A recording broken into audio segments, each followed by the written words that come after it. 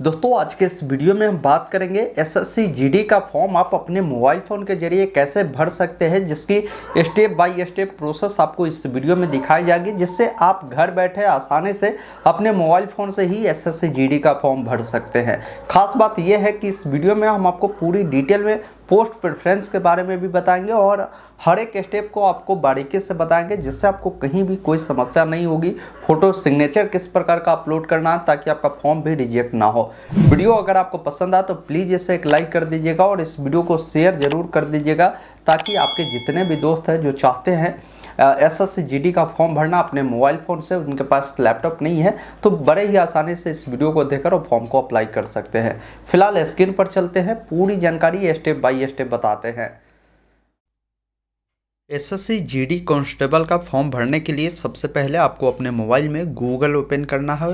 Google में type करना है एसएससी। जैसे ही आप एसएससी लिखते हैं, फर्स्ट वेबसाइट ssc.nic.in का मिलेगा, जो कि एसएससी का ऑफिशियल वेबसाइट है। ये वेबसाइट ओपन होगा।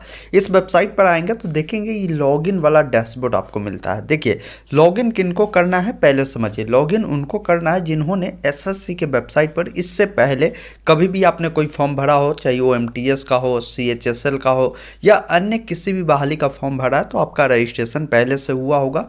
आप सिंपली अपना यूजर नेम में रजिस्ट्रेशन नंबर, पासवर्ड जो बनाया है उससे डालकर कैप्चा को डालकर लॉगिन करेंगे। पासवर्ड नहीं पता है तो यहाँ पर फॉरगेट पासवर्ड का भी ऑप्शन है, आप सिंपली इस पर क्लिक करेंगे। बेसिक जानकारी जैसे आपकी जो स्टेट होगी, स्टेट का नाम, अपना ईमेल आईडी या मोबाइल नंबर कोई डालेंगे और यहाँ पर सबमिट वाले विकल्प पर क्लिक करेंगे। आपके नंबर या ईमेल जो देंगे उस पर ओटीपी जाएगा। ओटीपी को डालकर आप पासवर्ड जो है यहाँ से रीसेट कर सकते हैं। तो यहाँ तक क्लियर हो चुका होगा। अगर आप पहली बार एसएससी का फॉर्म भरते हैं तो आपको एक ऑप्शन मिलता है रजिस्ट्रेशन करने का, न्यू यूजर रजिस्टर नाउ का। आप सिंपली इस वाले विकल्प पर क्लिक करेंगे। अब यहां पर देखेंगे आपके सामने रजिस्ट्रेशन फॉर्म खुलता है, जिसमें एक नंबर में पूछा गया कि आपके पास आधार कार्ड है, तो यहां पर आप यस करेंगे। यस करेंगे तो यहां पर आधार नंबर को आपको फिल करना है। इसमें क्या है कि जो भी जानकारी आपसे पूछी जाती है वो जानकारी 2 बार यहां पर देखेंगे, वही चीज़ बोला गया कि वेरीफाई आधार नंबर, मतलब 2 बार वो डिटेल डालना होगा। तो फिर अपना आधार नंबर को यहाँ पर फिल करेंगे। फिर आपको नीचे आना है, यहाँ पर आपका जो नाम होगा आप अपना नाम बताएंगे, उस नाम को कंफर्म करेंगे। अगर आपने कभी भी अपना नाम बदला है तो यहाँ पर यस करें, अन्यथा नो वाले विकल्प पर ही टिक रहने देना है। पिताजी का जो नाम होगा इस वाले कॉलम में लिखेंगे, उस नाम को कंफर्म करेंगे। माताजी का नाम डालेंगे, माताजी का नाम यहाँ पर कंफर्म करेंगे। डेट ऑफ बर्थ आपका जो भी होगा, कैलेंडर मिल जाएगा। सबसे पहले आपकी जो साल होगी यहाँ से आप साल को चुन सकते हैं, और जो महीना होगा और मंथ को आप यहाँ से चयन करेंगे, और जो डेट होगा उससे आप यहाँ से चयन करेंगे। इस अकॉर्डिंग आपका डेट ऑफ बर्थ चयन हो जाएगा। उससे दोबारा डाल दीजिएगा। 10th का आपका जो रोल नंबर होगा उससे आप यहाँ पर बताएंगे 10th आपने किस बोर्ड से किया है, उस बोर्ड का आप नाम यहाँ से चयन करेंगे, उससे कंफर्म करेंगे। और रोल नंबर यहाँ पर बतानी है, उससे बताकर दोबारा से डालिएगा। किस वर्ष आपने मैट्रिक पास किया है वो जानकारी आप यहाँ से बताएंगे, उससे कंफर्म करेंगे। आपका जेंडर क्या है, आप लड़का है या लड़की है, मेल फीमेल आप यहाँ से चयन करेंगे, उसे यहाँ से कंफर्म करना है। और यहाँ पर देखिए 8 नंबर में बोला गया कि लेवल ऑफ एजुकेशन क्वालिफिकेशन, मतलब कि आपकी क्वालिफिकेशन की जो लेवल है कहाँ तक है। जैसे मैट्रिक पास ये बहाली है, बहुत सारे कैंडिडेट ऐसे हो सकते हैं जो इंटर किए हैं, डिप्लोमा किए, ग्रेजुएशन किए, तो आप अपने अकॉर्डिंग जो हाईएस्ट क्वालिफिकेशन आपकी होगी उससे आप यहाँ से बताएंगे, और उसे दोबारा से डालकर आपको अपना मोबाइल नंबर डालनी है, उससे कंफर्म करेंगे।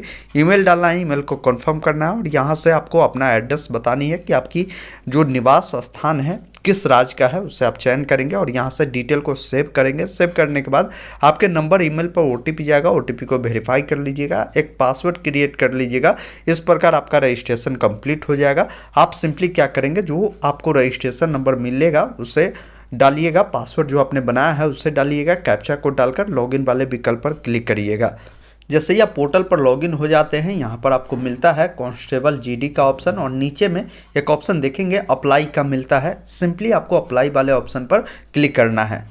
अब यहाँ पर जब आएंगे तो जो भी डिटेल आपने रजिस्ट्रेशन करते वक्त डाला है या पूर्व में ही डाला होगा, तो आपकी पूरी जानकारी यहाँ पर 14 नंबर तक फिलअप रहेगा।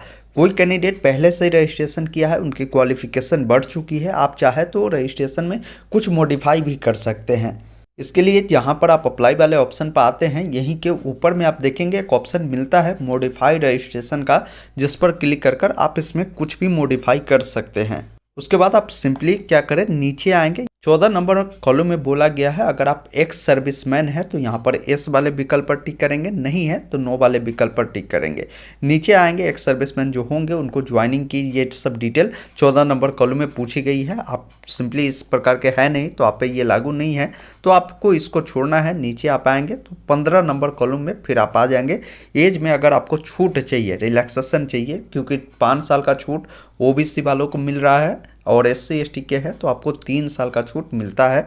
तो अगर आपको लेना है छूट तो आप ले सकते हैं, क्योंकि इसमें एज 18 से 23 साल रखा गया। किसी का एज अगर एक्सपायर कर रहा है तो आप इसमें रिलैक्सेशन ले लीजिए, और नहीं चाहिए तो आप सिंपली नो यहाँ पर कर दीजिए। तो आपको ये डिटेल भरने की ज़रूरत नहीं है। 16 नंबर कॉलम में आप आ जाएंगे। आपको बताना है कि अगर आप एनसीसी कैंडिडेट है, अगर आपने एनसीसी किया है, आपके पास सर्टिफिकेट है, तो आप सिंपली यस करेंगे।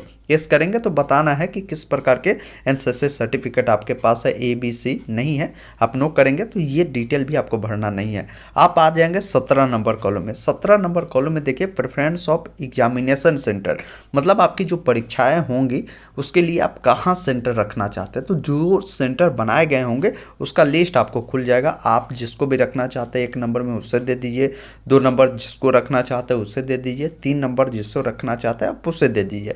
कोशिश करें आपके जो डिस्ट्रिक्ट है उसके इर्द गिर्द के जो भी सिटी है उससे आप चयन करें, ताकि आपको एग्जाम देने में कहीं भी परेशानी आपको ना हो। अब 18 नंबर कॉलम में बोला गया है कि जो आपकी एग्ज़ाम होगी उसमें मीडियम आप क्या रखना चाहते हैं वो आप यहाँ से चुनेंगे, इंग्लिश हिंदी। आप अपने सुविधा के अनुसार इसे चयन करेंगे और इससे एक बार क्या करेंगे, कन्फर्म कर देंगे सेम डिटेल को। अब यहाँ पर पूछा गया 19 नंबर में कि आपकी स्टेट यूटी कौन सी है जहाँ के आप निवासी है, मतलब किस राज्य के आप निवासी है उसकी जानकारी बताएंगे और उसे यहाँ से दोबारा से कंफर्म कर देंगे।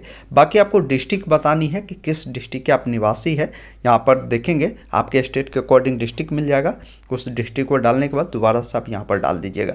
अब देखिए 21 नंबर कॉलम में बोला गया है कि आप एक राज्य से दूसरे राज्य में शिफ्ट किए हैं तो यहाँ पर आप पेश करेंगे। जैसे इनका मतलब ये है कि अगर आप बिहार के हैं, पहले बिहार में रहते थे, अब क्या किए हैं कि आप यूपी में शिफ्ट हो गए, दिल्ली में शिफ्ट हो गए परमानेंट, तब आप यहाँ पर करें। ये ना कि आप पढ़ाई करने के लिए आप बाहर रह रहे हैं तो यहाँ पर ये नहीं कि एस कर दीजिएगा। जो शिफ्ट हो गए हैं अब वहाँ रहते हैं उनको यहाँ पर एस करना है, और एस करेंगे तो आपको यहाँ पर बताना है कि आपको रिजर्वेशन का जो बेनिफिट है उठाना है या नहीं उठाना है। तो आप यहाँ पर एस करेंगे, नहीं उठाना है तो आप नो कर सकते हैं। तो ये उनके लिए जो एक राज्य से दूसरे राज्य में शिफ्ट कर चुके हैं, नहीं किए हैं आप सिंपली नो करेंगे तो ये डिटेल आपको भरने की ज़रूरत नहीं है। बाकी आप जब नीचे आएंगे 21 नंबर कॉलम में बोला गया है कि जो लोग राज्य को शिफ्ट किए हैं बताएंगे कि किस राज्य से किस राज्य में आपने शिफ्ट किया, उसका स्टेट डिस्ट्रिक्ट, ये सब जानकारी बतानी है। अब 22 नंबर कॉलम में आपको आना है। अब 22 नंबर सभी कैंडिडेट का यहाँ पर एक्टिव नहीं रहेगा, क्योंकि इनका देखिए ऑटोमेटिक नो पर है। आप कितना भी येस करेंगे तो नहीं होगा, क्योंकि ये उनका यहाँ पर येस नो करने का ऑप्शन मिलेगा जो कैंडिडेट जो मिलिट्री और नक्सलवादी क्षेत्र से बिलोंग करते हैं उनके लिए ये ऑप्शन एक्टिव रहेगा।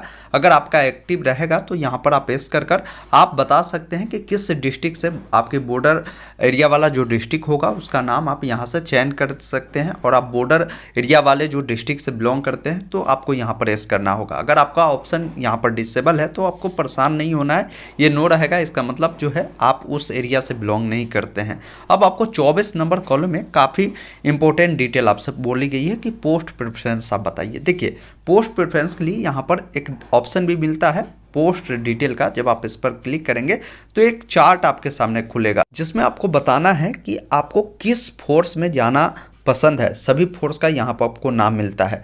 तो अब कहेंगे कि सर कौन सा पोस्ट हमें सबसे पहले डालनी चाहिए, तो ये आपके ऊपर डिपेंड करता है कि कौन सा जो फोर्स है वो आपको पसंद है। देखिए आरामदायक जॉब की बात करें तो सबसे बेस्ट आपका होगा 1 नंबर में, अगर आप चाहे तो इनको डालिए, जो SSF है इसको आप डाल सकते हैं। इसका कोड आप यहाँ पर देखेंगे ये H है। 1 नंबर में इसको डाल दीजिए। 2 नंबर में आप डालना चाहते हैं तो आपको CISF जिसका कोड B है इससे दे सकते हैं। 3 नंबर में आप चाहे तो SSB को दे सकते हैं जिसका कोड यहाँ पर आपको D है, ये मिल जाता है। तो आप अपने अकॉर्डिंग देखें कौन से फोर्स में आप जाना चाहते हैं। इस पर हमने एक डिटेल वीडियो बनाया है पोस्ट प्रेफरेंस कैसे डालना है, क्योंकि हर पोस्ट के बारे में हमने बताया है कि इनका किस एरिया में काम मिलेगा, कितने छुट्टियां है, उन तमाम जानकारी को हमने बताया है, क्योंकि इस वीडियो में सारी डिटेल कवर नहीं कर सकते हैं, वीडियो ऑलरेडी काफ़ी लंबा होगा, लेकिन आप अपने अकॉर्डिंग डिटेल को डाल सकते हैं। 1 नंबर आप इसको एच वाले को डालिए, 2 नंबर में आप CISF को डाल दीजिए, 3 नंबर में आप SSB को डाल दीजिए। बाकी आप जिसको भी डालना चाहें सभी प्रेफरेंस को आप जरूर डालिएगा, ये आपके लिए बेनिफिशियल होगा। जैसे इस अकॉर्डिंग आपको उसका जो अल्फ़ाबेटिकल कोड दिए गए उससे डालेंगे, उसी कोड को दोबारा से यहाँ पर कन्फर्म करेंगे। अब 25 नंबर में बोला गया है हाईएस्ट क्वालिफिकेशन आपको बतानी है कि आप कहाँ तक पढ़े हुए हैं। जैसे बहुत सारे कैंडिडेट जो है 10वीं के अलावे इंटर भी किए हैं, डिप्लोमा भी किया है, तो आप यहाँ से बताएंगे। अगर आप सिर्फ मैट्रिक पास है तो मैट्रिक को आप यहाँ से चयन करेंगे। नीचे आना है, अपनी हायर क्वालिफिकेशन को एक बार आपको बताना है कि किस प्रकार था, तो यहाँ पर 10th स्टैंडर्ड जो 1 नंबर में है उससे आप चयन करेंगे।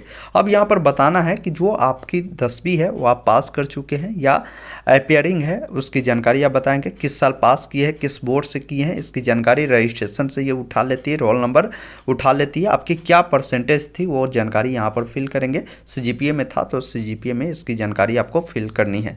अब यहाँ पर जब नीचे आएंगे तो कुछ जानकारी आपसे पूछी जाती है कि ये जो इन्फॉर्मेशन है किसी अन्य ऑर्गेनाइजेशन के लिए आप शेयर करना चाहते हैं जॉब अपॉर्चुनिटी के लिए, तो आप सिंपली यस करें, नहीं तो नो भी कर सकते हैं, कोई दिक्कत नहीं है। अब वहाँ पर आपको mobile number, email ID, address ये सब देखने को मिलेगा। अब फोटोग्राफ सिग्नेचर अपलोड करना। देखिए फोटोग्राफ का क्या गाइडलाइन है समझिए। फोटोग्राफ आपका जो होगा एक कलर का बैकग्राउंड, वाइट बैकग्राउंड पे आप फोटो क्लिक करवाइए। टोपी नहीं होना चाहिए, आपका कोई ग्लास नहीं लगाया है, उस प्रकार का फ़ोटो डालिए। फ़ोटो पर कहीं भी आपका नाम मेंशन नहीं होना चाहिए, कहीं भी डेट मेंशन नहीं होना चाहिए। फ़ोटो नोटिफिकेशन जारी होने के 3 महीने के अंदर का होना चाहिए, मतलब लेटेस्ट फ़ोटो आपकी कलरफुल होनी चाहिए। फोटोग्राफ का साइज 20 से 50 KB होगा, जिससे आप यहाँ से अपलोड करेंगे। यहाँ पर सिग्नेचर आपको अपलोड करना है, 10 से 20 KB में होगा। बाकी नीचे आना है, बताना है कि फ़ोटोग्राफ जो है 24 अगस्त 2023 के बाद का है, आपको यहाँ पर एस करना है। नीचे आपको आना है, आपको डिक्लेरेशन देनी है। डिक्लेरेशन के लिए इस चेक बॉक्स पर टिक करेंगे। आपको कैप्चा कोड मिल रहा है, इसको फिल करना है। एक ऑप्शन मिलता है प्रीव्यू का, जिस पर आपको क्लिक करना है। अब आपके सामने पूरी डिटेल आपकी आती है, पूरी जानकारी को ठीक से देख ले। सभी जानकारी सही है तो यहाँ पर सबमिट पे क्लिक करें। कोई डिटेल गलत है तो मॉडिफाई और एडिट का ऑप्शन मिलता है, जिस पर क्लिक करें। जैसे ही आप सबमिट वाले विकल्प पर क्लिक करेंगे, यहाँ पर बोला जाता है कि श्योर है आप सबमिट करना चाहते हैं, सिंपली ओके वाले विकल्प पर क्लिक करें। अब ओके वाले विकल्प पर जैसे ही क्लिक करेंगे तो यहाँ पर देखिए फीमेल के लिए कोई फीस नहीं लिया जा रहा है, SC ST के लिए कोई फीस नहीं है, तो उनको डायरेक्ट प्रिंट का ऑप्शन मिलेगा, आप प्रिंट कर लीजिएगा, ओके वाले विकल्प पर क्लिक कर दीजिएगा।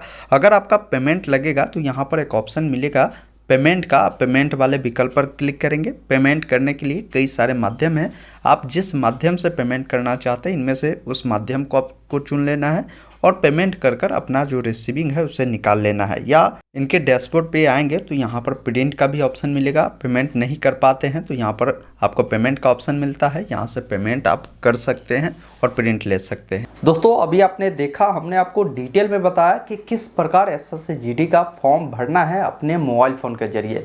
मैं उम्मीद करता हूँ पूरी जानकारी आपको मिली होगी। फिर भी कहीं पर भी कोई डाउट कन्फ्यूजन बच चुकी है, आप कमेंट कर सकते हैं। पोस्ट प्रेफरेंस के बारे में आपको विशेष जानना है, एक डिटेल वीडियो हमने बनाया है, वो वीडियो अगर देखना है तो यहाँ पर मिलेगा, जिससे देखकर डाउट कन्फ्यूजन को दूर करिए। वीडियो देखने के लिए बहुत बहुत धन्यवाद।